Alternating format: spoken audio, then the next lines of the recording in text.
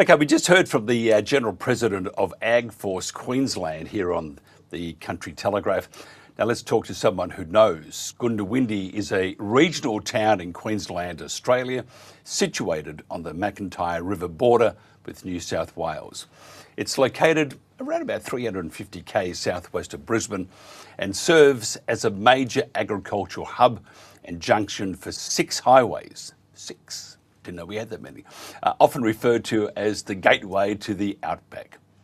The Honourable Councillor Lawrence Springborg has more than 3 decades of service in Queensland public life. He currently serves as Mayor of Goondiwindi Regional Council and has held some senior ministerial portfolios, including health and natural resources. Now, Lawrence is a former leader of the Queensland National Party, a very good leader, in fact, the inaugural leader of the merged Queensland Liberal National Party, LNP, and served 3 terms as leader of the opposition.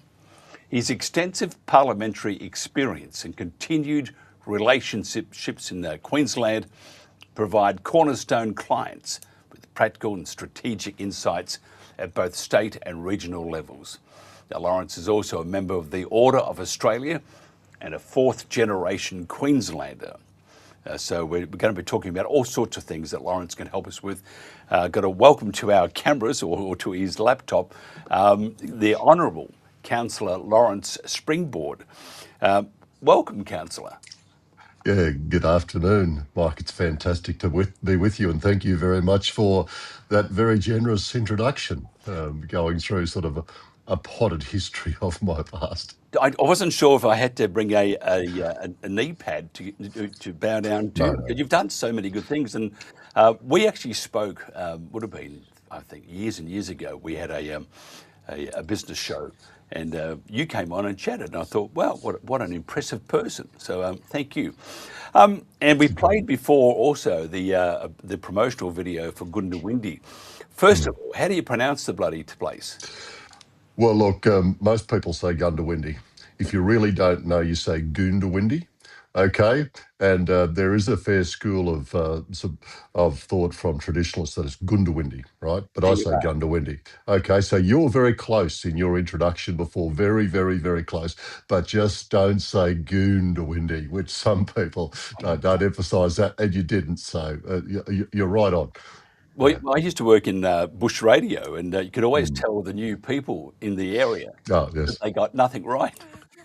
Well, it's fraught. It's fraught, and we can all do that. I mean, in my time in public office, I travelled around a lot of Queensland. It's quite interesting when you travel around Queensland for the best part of 3 decades now. I'm domiciled in my wonderful council area of Goondiwindi Regional Council, 19,000 square kilometres, just under 11,000 residents. But I'd be all over the place, Cape York, right around. And you have to be very, very, very careful with the nuance of the language around the local towns. And if you got that wrong, if you emphasise this word or that sort, people go, you really don't know, do you? And people are extremely parochial about those things, and they judge very harshly, and so they should.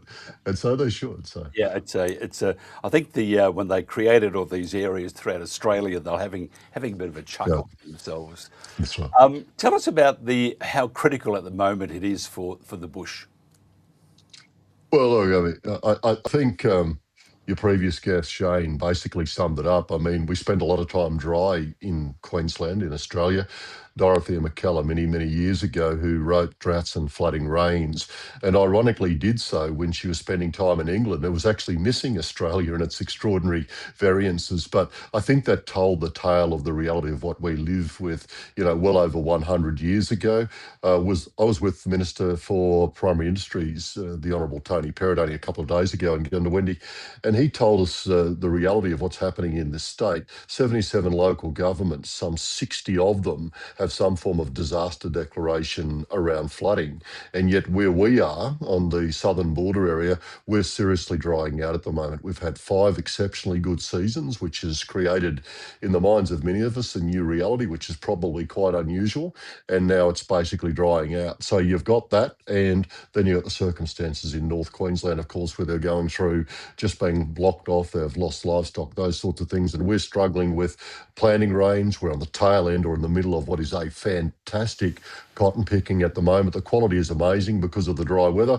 But if you look over the horizon into next year, there's really no water allocation. And if you look at the western part of our council area at the moment, you would expect that this week or next week, some of those people are going out towards Torwood and further west would be planting their winter crop. But that won't be happening unless they go dry. And that's, of course, very risky because we just haven't had the planting rain. So people are starting to destock. And yet only a few months ago, we're coming off the back of 5 fantastic seasons. But we've got a confluence of unfortunate circumstances with the drying out at the moment, the destocking. Things are still quite positive because of we're coming out of that period, but this fuel price and this tumult and chaos in the Middle East has just thrown everything out. I mean, fuel pricing, we're seeing $3.20 routinely for diesel. That is the main fuel used in our area for commuting or for agriculture transport. So that's quite extraordinary. That's impacting upon people's confidence in so many ways and their investment decisions as well. Fertiliser, you're looking up around $1,600, $1,700 a tonne for urea. So you've got all of those things, and agriculture being a price taker, not a price maker. And council shares in those concerns. We share in those realities because we use a lot of diesel. 70% of our workforce is outdoors. So we've got thousands of kilometres of roads we look after. We've got the reality of all of the things that we do, and a lot of the stuff we use is petrochemical based. PVC pipe, household pipe, 4-inch pipe at the moment. It's basically been all bought up. And it looks like that'll go up 30, 40, 50% asphalt. So we're all in this I wish we couldn't say we're all in this together, but we really, really are. So, we're at one with our community. We're a very proud agricultural community. We've got a very, very strong agricultural base, just short of $1 billion in what is reported in agricultural commodities. It's one side of bread, our bread's buttered on, and we do everything we can to support it. And the tourism side of things as well, which is our other source of income, and things will be tough there, I think. But we're doing what we can to continue to make ourselves livable, and you saw it in that amazing video before. It is amazing. It looks such a beautiful place. It is. I have driven through it, heading towards Mildura, of all places, which is, my dad always referred to Mildura as being the last stop before hell. I'm not going there. I could get myself into more trouble than I would normally get myself in. No, and of course you'd be going that way because we are the confluence of all these major highways, and we're the busiest interstate freight route in and out of Queensland at Goondiwindi, believe it or not. So it's 1,600 odd trucks a day. So that's where a lot of people come and go from Queensland. Do you think, you worked in the big smoke, do you think politicians really understand, and it's always said, they don't understand, but do you think they actually really understand that what happens in the bush, especially with the growers and those on the land, if they have trouble, then you're going to find it will just be a follow-on process, that it will, go to the supermarket, there's going to be not much there. You'll find the cost of goods and services will go up. And then, often you hear, we should have done something, or we'll do something now, but it's a bit late. You don't just plant something and it grows instantly. So do you think they actually understand, or do you think it's sort of a, like we always blame the Weather Bureau if it rains, it's just part of Australia to blame something, except ourselves. But do you think, though, that the politics really understand? Well, look, I left school when I finished grade 10, and I went and became a farm labourer, so I'm of the land. And my father, he grew up, he was of the land, really of the land. And I used to say to him in the middle of a good season, Dad, I say, this is amazing, isn't it? And he said, don't get used to it. And so there was all these realities from all of these experiences that people went through and their adaptation at that time, and it was pretty hard, pretty tough. So I think unless you've been through those things, you don't have a real understanding. But I think, to be fair, for those people who represent their people, they're just as passionate as what I was, but they understand different things. And that's the reality. And I think as we become increasingly urbanised and people don't have those connections, they don't truly understand the lived reality.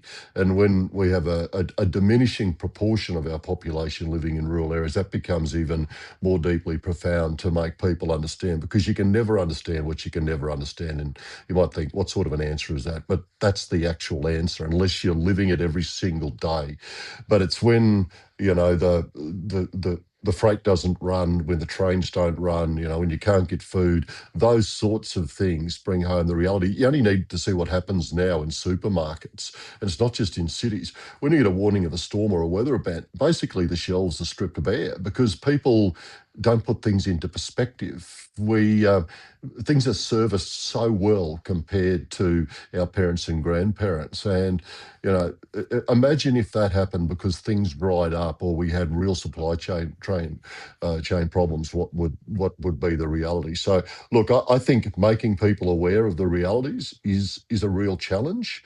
When you're trying to discuss and argue with the majority, back to Shane's point before, changes to the Environmental Protection Biodiversity Conservation Act, they have been profound.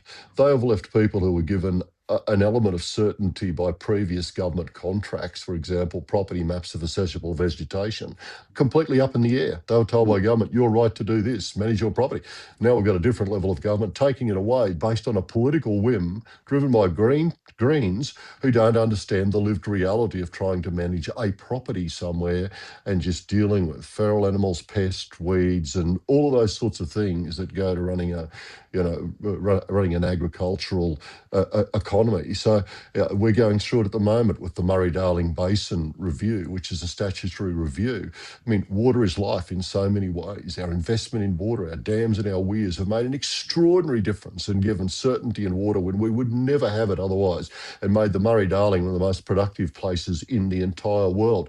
Yet we have the risk of political decisions that take away people's lives and livelihoods because they don't truly understand the lived reality on the ground. So it's a constant, it's a constant challenge to try to break through that and argue it in a way that people can understand, that don't live it every day, and they're not going to take up the cudgels and argue something that they've spent so much time conditioning people to believe is not good or is a threat.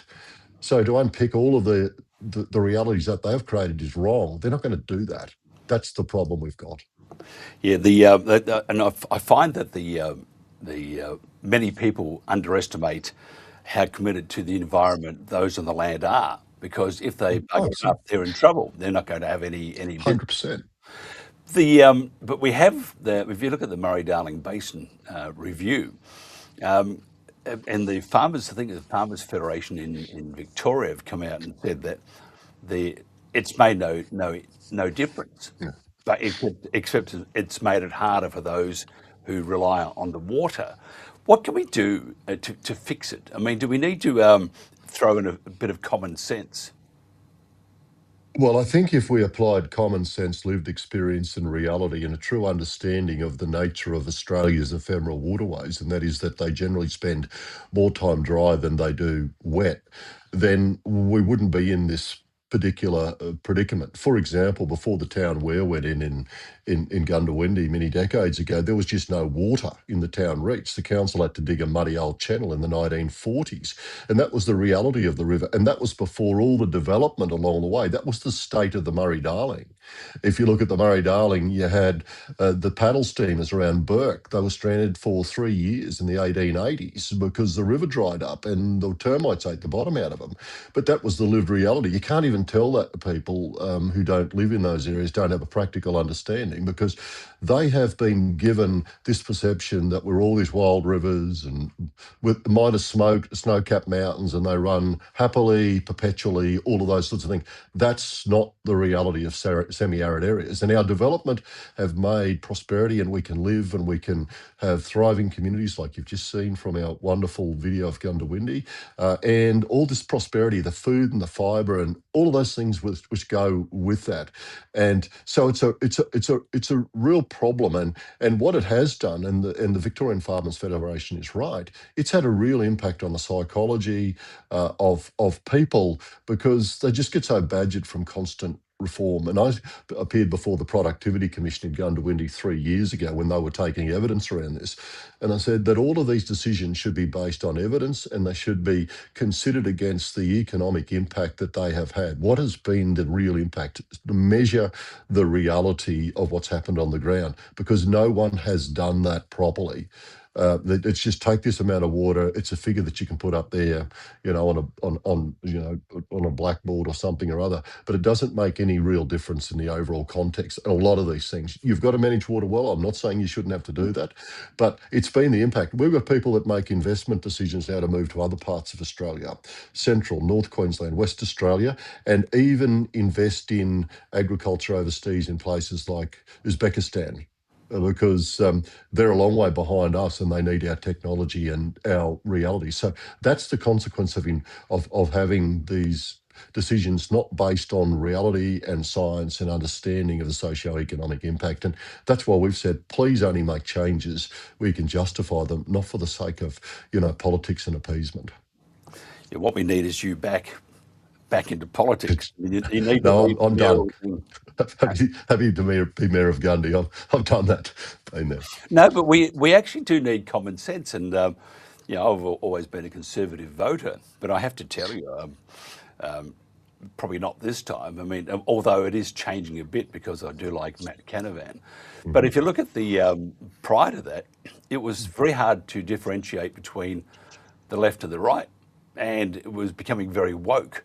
And that's what I meant before about a dose of reality, and you elaborated on that. We do need a bit of common sense, and even though we may have ideas that are truly shows you that the education system is bombed out, we need to look at it as it is, and you need to be very have a lot of common sense, and you need to not be influenced by woke propaganda. There you are. I'll get shot down for that one. It's true. It's unreality. I mean, we live in a world where we educate people to the highest level possible. If you look at our industry, but I think we've devalued really critical thinking. And it's interesting how they say, critical thinking only applies in our learning institutions at the moment. I think what we're seeing is more and more groupthink that's coming out of those, because if you don't comply, you end up being marked down.